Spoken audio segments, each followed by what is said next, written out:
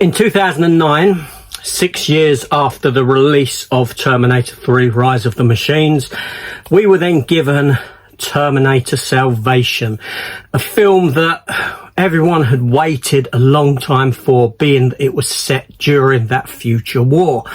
And this is what a lot of people, most viewers, have been craving for a long time. But did it work out or not? That's what we're going to talk about in my revisit review for Terminator Salvation. So let's get in. Hello everyone, welcome back to the channel. Welcome to my Terminator review series. After this one more to go, Terminator Genesis, because obviously I've already done Dark Fate between Terminator 2 and Terminator 3. So Terminator Salvation. Yeah, 2009. I did see this at the cinema. However, I don't have many memories or any memories of that experience. The film was directed by McG, who is best known for some music videos and directing the two Charlie's Angels movies, the two with Drew Barrymore et al. In them, Cameron Diaz, etc. And the film saw Christian Bale cast in the role of John Connor, an exciting announcement at the time, given his success on the back of Batman Begins. The film also offered us Sam Worthington, a new addition to Hollywood, so to speak. He hadn't done much prior to this, and obviously he would go on to make it big in the Avatar movies and stuff like that. For 5 minutes at least. The film also includes in its cast Bryce Dallas Howard as Kate Connor, or the grown-up Catherine Brewster, now married to John Connor. Michael Ironside stars Moon Bloodgood, who I believe was in the TV series Falling Skies, if I'm not mistaken, and the late Anton Yelchin as a young version of Kyle Reese. Yeah, so like I said, this film offered up that that future war that we had all been waiting for. That being said, visually speaking, this film doesn't give us that future war. It doesn't look nothing like it. It's mostly all desert set, which is quite a aesthetically boring thing to look at. Now, the story for this film, we're introduced at the beginning in sort of modern day, so to speak, which is now the past for us. But we're introduced to the character of Marcus Wright, played by Sam Worthington. He's a prisoner on death row, and he gets a visit from none other than Helena Bonham Carter, who gets him to sign his body away essentially to Skynet. We then jump forward in time to the distant future of 2018, in the early days of the war. I say the early days, not as far in as what we see in the other Terminator films, which might explain the discrepancy in visual aesthetics. Other than that, it's cheaper to film in the desert. And we're introduced to John Connor, Christian Bale, out and about on a mission where everyone gets killed aside from himself. They infiltrate this big hole in the ground, this sort of base where Marcus Wright is, and after the explosion, everyone's killed. John Connor heads off, gets rescued, and Marcus Wright comes out covered in mud, blah blah blah. He goes on this journey of his own where he meets up with the young Anton Yelchin. They hear a radio message from John Connor and decide they've got to go and locate John Connor. They do locate John Connor, but Marcus Wright gets injured. At this point, we come to realise, although we didn't, because in the marketing it was already given to us, that that Marcus Wright is actually a Terminator. He's actually a human that has been experimented on, which is something again that links to or feeds into stuff that we get in Dark Fate, where you have the humans that have been enhanced, shall we say. He's essentially that sort of a thing. So, you know what I mean? They're kind of stealing from this film in that. John Connor obviously wants to kill him, doesn't trust him at this point, then decides to trust him because they've got to go and rescue Anton Yelchin's Kyle Reese, because he's been captured by the Terminators.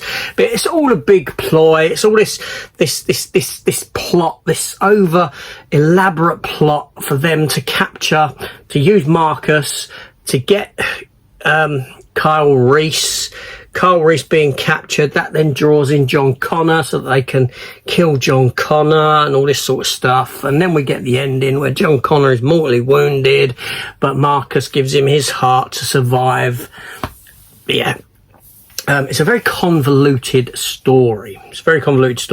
Now, this film runs for about 1 hour and 51 minutes. It was rated 12A when it came out, so one of the lowest rated Terminator movies. It doesn't have much in the way of violence or whatnot. Yes, on physical media there is an unrated version. That doesn't mean the unrated version is worthy of anything more than the 12A anyway. The stuff in it is minimal to nothing. It's about 3 minutes of extended footage. It's not in the way of violence or anything like that. The only reason it's called unrated is because it hasn't been sat in front of a ratings board, nothing more. But the film itself, for me, this film is it's background noise. It's background noise. Whenever I have this film on, I zone out. I zone out at certain moments in it for long periods of time. I think there's a lot of good ideas in there, you know, but unfortunately a lot of it doesn't gel together. Christian Bale's casting was, you know, I was excited for the casting of Christian Bale in this film with John Connor. You know, he seems like a perfect choice to play an aging John Connor. That being said, he's not particularly good in the film at all. You know, the character played by Kate Brewster, played by Ron Howard's daughter, she's kind of wasted in the film. Anton Yelchin, the late Anton Yelchin, does a really good job as a young John Connor. He's very good in the film. But the highlight of the film is Sam Worthington. I really liked Sam Worthington in this film. I still do. Ironically though, after this film come Avatar, I went off of the fella really quickly. But recently he's brought me back round again with his role in Horizon and American Saga. Just a little aside there. Yeah, long period of time I didn't like him at all. I didn't, now I do again. But yeah, that stuff in between I'm sure I can go without. Obviously, Arnie isn't in this film. First Terminator film without Arnold Schwarzenegger. The only Terminator film without Arnie, in fact. That's because at this point he was in politics as the governor of California. That being said, the T-800 does appear in the film towards its end. The T-800s haven't been properly developed yet. They're on the assembly line. They're a new form of Terminator. And we do get a body double for Arnie and a bit of CG on the face, which to make it look like Arnie, which isn't too bad actually. It's just the eyes that don't ring true. Yeah, so here's a film that for me I struggle with. I do struggle with this movie. I find it visually boring. I find it narratively, it has its peaks and troughs, but unfortunately more troughs than peaks. I think the end part of the film is far better than anything else when we get into Skynet and all that sort of stuff, and we find out more of the stuff about Marcus and this sort of a thing.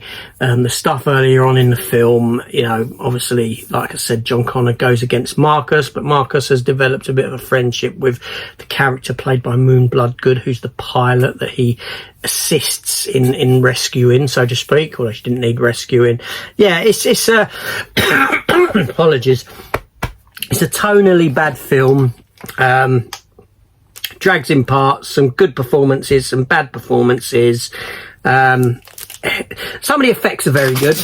It does feel very, very realistic in places when you've got the A-10 tank killers taking on the Terminator ships and things like that. That looks really good.